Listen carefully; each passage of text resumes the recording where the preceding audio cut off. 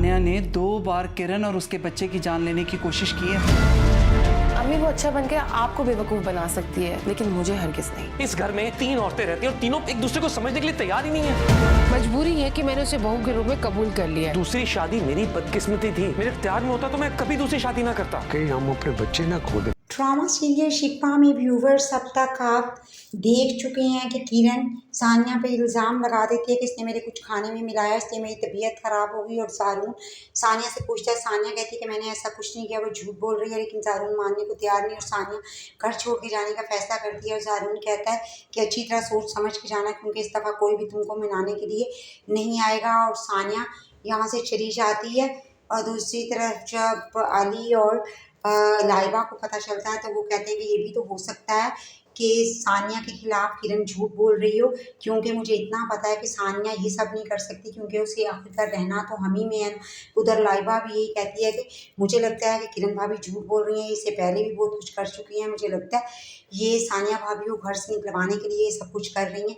और किरण ये सब कुछ सुन रही होती है और सोचती है कि ये लाइबा मेरा काम ख़राब करेगी, मुझे इनके खिलाफ भी कुछ सोचना होगा। उधर किरण की अम्मी घर आ जाती है, वो आकर बातें सुनाती है आमना को और कहती है कि सानिया ने कितनी दफ़ा मेरी बेटी को नुकसान पहुंचाने की कोशिश की है, आप मेरी बेटी का सही ख्याल नहीं रखते। और आमना कहती है कि आपको गलत फहमी हुई है, हम सब उसका ख्याल रखते हैं। उधर जब ज़ारून को पता चलता है कि सानिया अपनी प्रॉपर्टी बेच चुकी है, वो भी अपने दोस्त के ज़रिए, तो वो सानिया के ऑफिस जाता है। वहाँ से वो फंसी को निकलते हुए देखता है तो वो और ज़्यादा शक में मुब्तला हो जाता है और सानिया से जाके पूछता है प्रॉपर्टी के बारे में। सानिया कहती है कि ये प्रॉपर्टी मेरी थी, मैंने बेच दी, आपके पास तो वैसे भी मेरे मसाइल को हल करने का कोई टाइम नहीं होता और आप मुझ पर कोई और इल्ज़ाम मत लगाइएगा, मैं बहुत मसरूफ़ थी। और उस पर ज़ारून कहता है वो तो मुझे पता ही है कि तुम कितनी मसरूफ़ थी, और फंसी की तरफ इशारा करता है।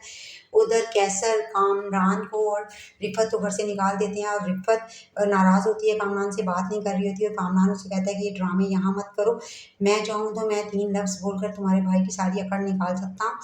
और फंसी जो है वो स्नैचर्स को भेजता है और किरण का और ज़ारून का मोबाइल स्नैच करवाता है, क्योंकि वो किरण ने जो वीडियो बनाई थी वो ख़त्म करना चाहता था।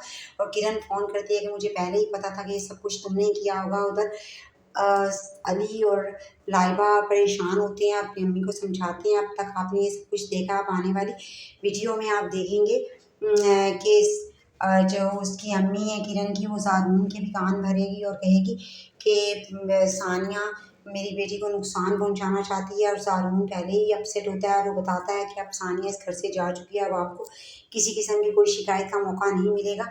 और ज़ारून गुस्से में कमरे से बाहर आ जाता है। और उधर सानिया तो पहले ही अपनी आनी के घर जा चुकी होती है, क्योंकि सानिया को उसकी आनी पहले ही इस मसले का ये हल बताती हैं कि तुम मेरे घर शिफ्ट हो जाओ। और सानिया कहती है कि आनी इस मसले का कोई परमानेंट हल तो नहीं है। और वो कहती है कि कम से कम किरण तुम पे मज़ीद इल्ज़ाम लगा के ज़ारून को मज़ीद तुमसे बदजन तो नहीं करेगी। और इसलिए सानिया अब अपनी आनी के घर पर ही रह रही होती है। और उधर सानिया अपनी अम्मी से कहती है कि आपने गलत किया सानिया के खिलाफ शिकायत लगा के, क्योंकि आप अपनी बेटी को तो जानती ही हैं वो किस कदर अच्छी है और वो पहले भी बहुत कुछ कर चुकी है, आप उस पर भरोसा करें, लेकिन कम से कम मैं इस पर भरोसा नहीं कर सकती हूँ। और जब किरण अपनी अम्मी को बातें बता रही होती है आमना के खिलाफ, तो वो सब कुछ सुन रही होती है बाहर खड़ी। और ज़ारून को भी वो आमना के खिलाफ भड़काती है कि आंटी मुझे हर चीज़ पे मना करती हैं, पाबंदियाँ लगाती हैं।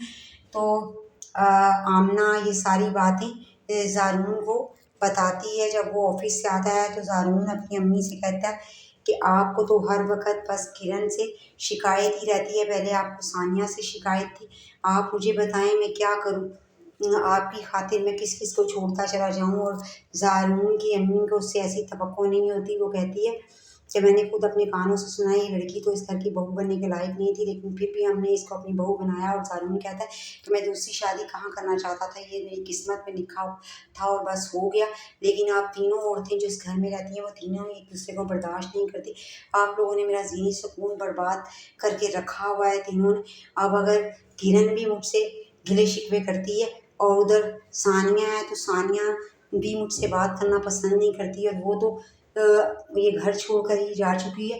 और किरण ये सब कुछ सुन रही होती है और दिल में खुश हो रही होती है, क्योंकि वो यही सब कुछ तो चाहती है कि हर वक्त दंगा फसाद चलता रहे और ज़ारून से मेरे इशारों पर चले। और इस पे आमना सोचती है कि मैंने कि सानिया के साथ गलत कर दिया, क्योंकि सानिया कम से कम ऐसी नहीं थी। और मैंने बात पे बात उसे किरण की वजह से इतनी बातें सुना दी। और अली जब ज़ारून की हालत देखेगा तो वो कहेगा आमना से कि आमना कहीं हम अपने बच्चों को ना खो दें, क्योंकि ज़ारून का ज़हनी खिंचाव देखकर मुझे बहुत फ़िक्र हो रही है उसकी। उसके को तो 1 मिनट का भी सुकून नहीं है। और सानिया अपने चेकअप के लिए जाती है हॉस्पिटल, तो वहाँ सहीफ़ा भी अपना चेकअप करवाने के लिए आई होती है, क्योंकि सहीफ़ा की तबीयत बहुत ज़्यादा ख़राब होती है। उसके दिमाग में अंस की बातें घूम रही होती हैं, और जब वो वहाँ पर सानिया को देखती है तो उसे तशवीश होती है। वो डॉक्टर से कंफर्म करती है कि ये क्या यहाँ पे कर रही थी, तो वो बताती हैं कि वो प्रेग्नेंट है। तो उस पर सहीफ़ा वो रिपोर्ट्स देकर आमना को दे देगी, और आमना पढ़ के हैरान होगी कि अगर सानिया प्रेग्नेंट है तो उसने इतनी बड़ी बात हमें क्यों नहीं बताई। लेकिन फिर वो सोचेगी कि शायद वो मुझसे डरती है, क्योंकि मैंने उसे इतने ताने दिए। वीडियो पसंद आई हो तो लाइक, सब्सक्राइब और शेयर ज़रूर करें।